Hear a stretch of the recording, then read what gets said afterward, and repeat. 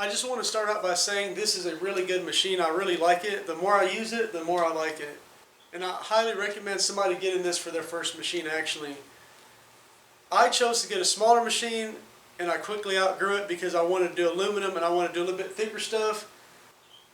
Also, I have very small experience welding carbon steel with TIG, so I'm really not good at it anyway, and this is actually the first time I've ever welded aluminum with the TIG welder in my life, ever.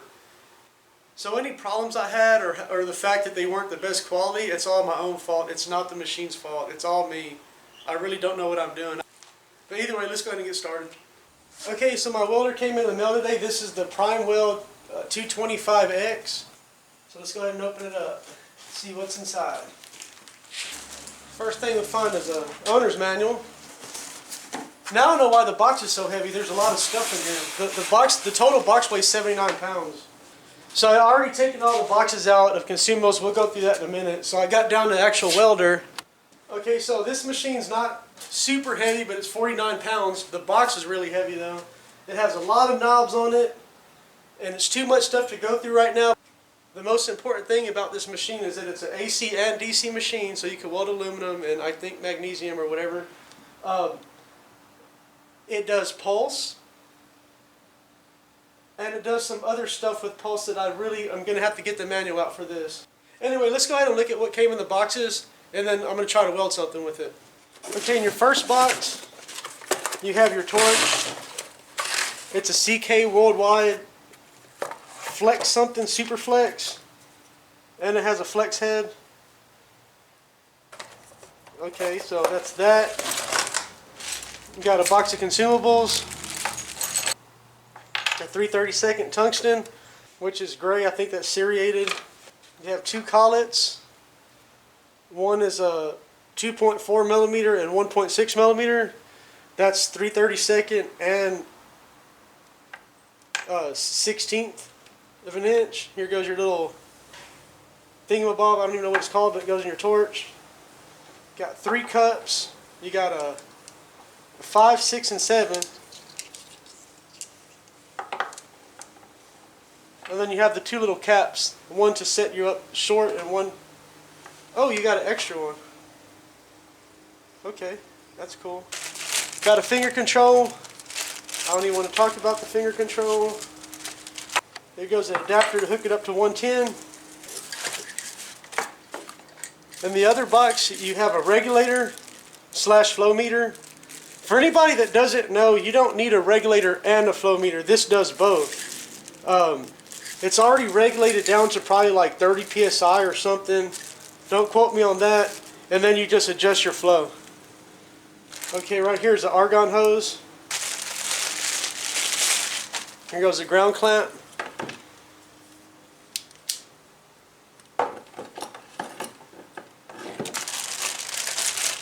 And the stinger. I don't even want to talk about that stuff. We don't care about that. Got this foot pedal. As you can tell, I didn't really feel like spending that much time on what came in the box. I just wanted to show off my new purchase and weld some stuff. To set up the machine, the TIG torch goes to the negative, right? Then it locks in. I can already tell I'm going to like this a lot. This hose is really, really flexible and light. Next, you hook up your ground to the positive terminal. You hook up your gas hose right here,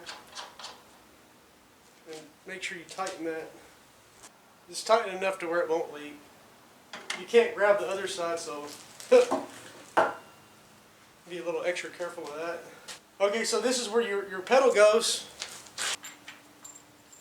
It has like a little notch where it only goes in one way. You just tighten it.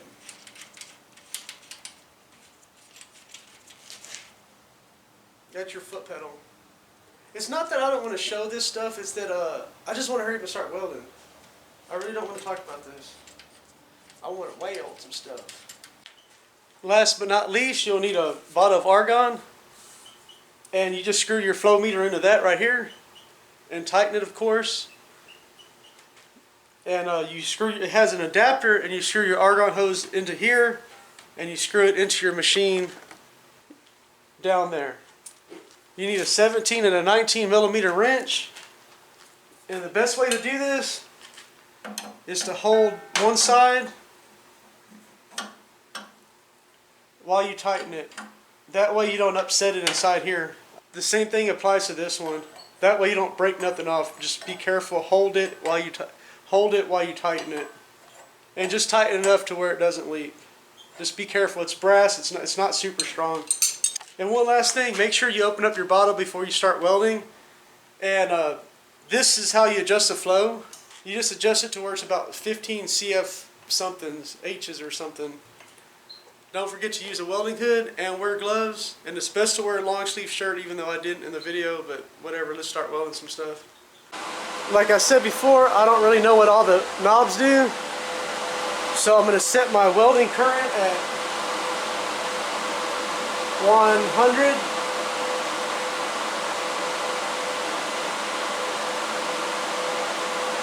And 10.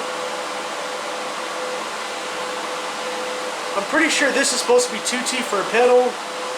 We're going to leave pulse off. Okay, AC frequency. Okay, somebody said that a lot of people will use 60 hertz because it's pretty standard for some other kind of machine. So let's put it where 60 might be. AC balance, let's just put it somewhere in the middle.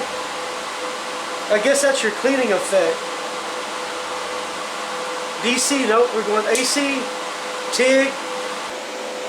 Okay, right here I have two pieces of 1/8 inch that's already clean and prepped. I'm about to take a shot at it. First time welding aluminum in my life.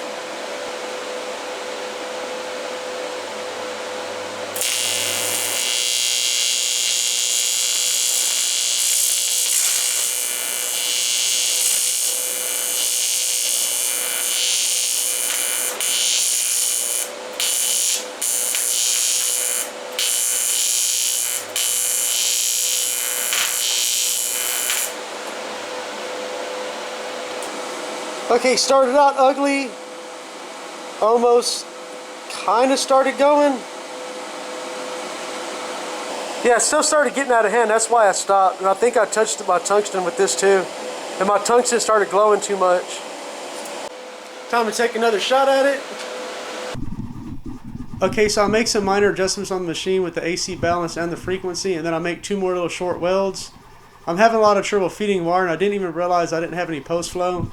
So I just want to go ahead and show the final results. Okay, so here goes the first weld from left to right. Started out really ugly. Seems like I made a little bit of progress. And then here I'm going to show the back side. And I'm going to go ahead and include some arc shots of a second setup that I did. The same thing, 1/8 inch plate.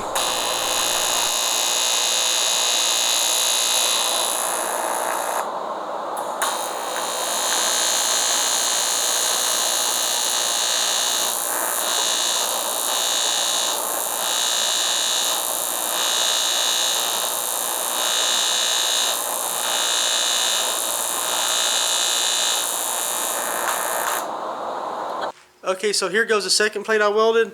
It looks like it started out nicely.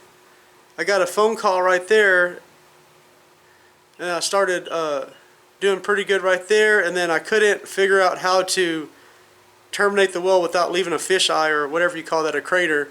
Also, there's a hairline crack right here. Moral of the story, I don't know what I'm doing. I have a lot of learning to do. Okay, so here goes the first plate I welded. I bent it with my vise, and for some reason it busted loose right there. That was actually the first beginning weld that I ever did on aluminum in my life, right? And then for some reason it kind of held quite a bit better right there. Anyway, okay, so that pretty much sums it up. Even on that second weld, I forgot to turn on the post flow. I was using a pedal and I was just thinking that it was down slow, whatever. So more of the story, that's a pretty good welder. You should get it. That's about it. If you found this helpful or entertaining, please like and subscribe. The end.